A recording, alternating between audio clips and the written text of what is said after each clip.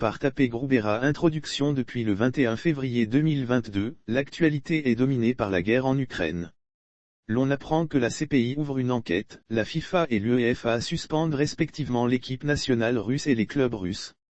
L'on parle de retirer la Russie du Conseil de sécurité, etc. Pleine de sanctions en même temps. Et pourtant, l'histoire contemporaine nous renseigne qu'aucune de ces sanctions n'ont été prises dans des cas d'invasion des pays. Révisitons ensemble ces trois cas où il n'y eut aucune sanction.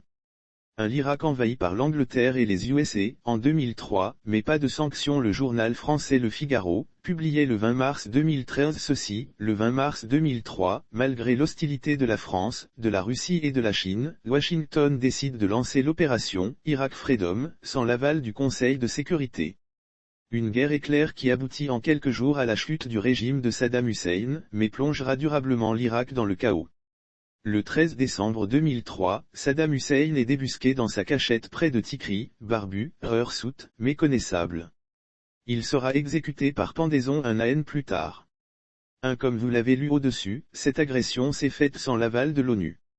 L'Angleterre et les États-Unis, les pays agresseurs, n'ont pas été menacés de suspension du Conseil de sécurité de l'ONU.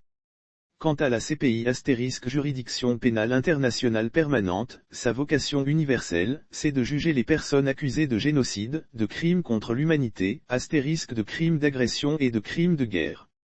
Vu que la CPI fut créée le 1er juillet 2002 et compte tenu de la non-rétroactivité de la loi, elle devrait normalement ouvrir une enquête. Car elle est censée traiter les crimes commis à partir du 1er juillet 2002. Le pire, c'est que cette invasion ne reposait que sur des preuves mensongères. De plus, cette attaque eut pour conséquence la naissance du groupe terroriste Daesh. Car comme pour les États-Unis et l'Angleterre, la fin justifie les moyens. Ces puissances agressives vont avoir recours à la plus puissante armée privée américaine Blackwater 2, et des « djihadistes modérés », pour emprunter l'expression de l'ancien ministre des Affaires étrangères français Laurent Fabius. Lorsque Saddam Hussein et son régime furent vaincus, une partie de l'Irak sera occupée par ces groupes armés terroristes et constitués Daesh. Côté sanctions, jusqu'à ce jour, aucun dirigeant des pays envahisseurs n'ont fait l'objet d'aucune sanction. Les équipes nationales de football de l'Angleterre et des États-Unis ont participé normalement à toutes les compétitions organisées par la FIFA. L'UEFA n'a suspendu aucun club anglais jusqu'à ce jour. La Libye envahie par l'OTAN, mais les Libyens sanctionnés le 19 février 2011, la France conduit une coalition de pays occidentaux pour mener une croisade en Libye. L'OTAN, l'armée de guerre des Occidentaux, attaqua les Libyens. Pour venir à bout du colonel Kadhafi et de son armée, tous les moyens sont utilisés. Ainsi, l'OTAN se fera accompagner dans sa sale besogne de groupes armés terroristes, GAT, à qui les Occidentaux vont, comme en Irak, distribuer des armes. Le 20 octobre 2011, le colonel Kadhafi est assassiné. Les GAT, entraînés et armés, vont occuper le Sahel, et donc le nord du Mali, sous le regard complice de ces occidentales, qui se sont arrogés le titre de défenseurs des droits de l'homme. Mais comme l'ONU avait donné son consentement, elle n'a pas daigné interpeller ces pays guerriers qui ont outrepassé la résolution votée au Conseil de sécurité. Le comble est venu de la CPI. Au lieu de juger les dirigeants occidentaux agresseurs, ce sont les Libyens qui vont faire l'objet d'enquêtes. Un mandat d'arrêt est lancé contre le fils de Kadhafi. Là encore, ni la FIFA, ni l'UEFA ne suspendront les équipes nationales et les clubs de ces pays. La Côte d'Ivoire attaquée par la France et l'ONU, puis le président Gbagbo et son ministre Blé Goudé déportés à la CPI. À la suite des élections présidentielles du 28 novembre 2010, le Conseil constitutionnel, organe suprême, donc sa décision ne doit être contestée, au vu de la constitution ivoirienne du 1er août 2002, proclame le candidat Laurent Gbagbo de vainqueur. C'était le 3 décembre 2010. Ce même jour, les ambassadeurs de la France et des États-Unis amenèrent le président de la Commission électorale indépendante, CEI, M. Youssouf Bakayoko, seul au quartier général de l'autre candidat, en la personne de M. Alassane Dramane Ouattara. Là-bas, M. Youssouf Bakayoko proclama « M. Alassane Dramane Ouattara élu pour ces mêmes élections ». Une campagne de diabolisation fut menée contre le président élu, M. Laurent Gbagbo et son régime. Pire, les Occidentaux vont imposer un embargo de médicaments sur la Côte d'Ivoire. Pour mémoire, nous n'avons pas souvenir qu'un tel crime contre l'humanité ait été perpétré ailleurs.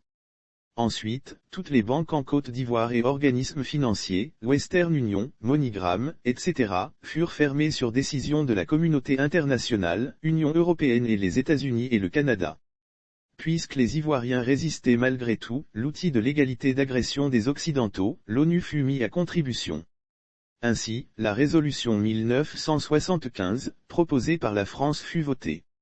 Elle permit aux armées françaises et de l'ONU, dénommée ONUCI, d'attaquer officiellement, sans déclaration de guerre, la Côte d'Ivoire, le 4 avril 2011. Impuissante face plusieurs armées, la Côte d'Ivoire est vaincue le 11 avril 2011.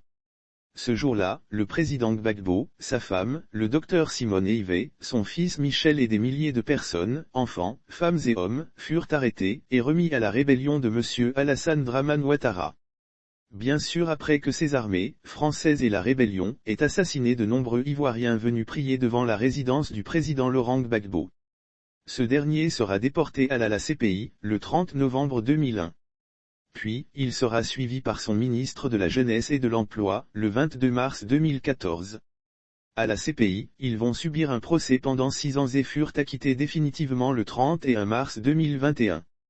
Pendant ce procès, aucun responsable politique et militaire français ne sera entendu, même pas à titre de témoin. La FIFA n'a pas suspendu l'équipe nationale française. D'ailleurs, c'est elle qui remporta la Coupe du Monde en 2018. L'UEFA n'a non plus sanctionné aucun club français. L'ONU dont sa résolution fut utilisée pour agresser la Côte d'Ivoire, contrairement à l'esprit et la lettre, comme en Libye, ne daigna pas à interpeller la France.